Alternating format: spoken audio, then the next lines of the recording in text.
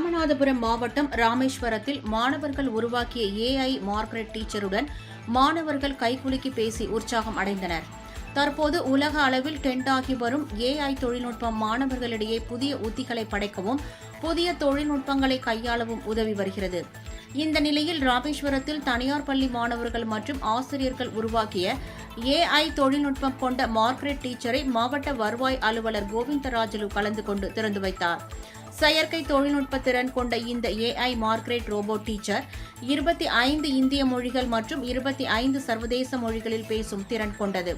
மேலும் மாணவர்களிடையே கைகுலுக்கியும் மாணவர்கள் பேசும்போது உற்சாகம் அடைவது மாணவர்களின் அறிவுத்திறனை பாராட்ட வைக்கிறது. மேலும் மாணவர்கள் இந்த மார்க்ரெட் டீச்சரிடம் பேசிய பின் அதே மாணவனின் பெயரை அழைத்தும் அவரிடம் என்ன பேசுகிறோம் என்பதை மீண்டும் கூறியும் மாணவர்களை உற்சாகப்படுத்தி வருகிறது.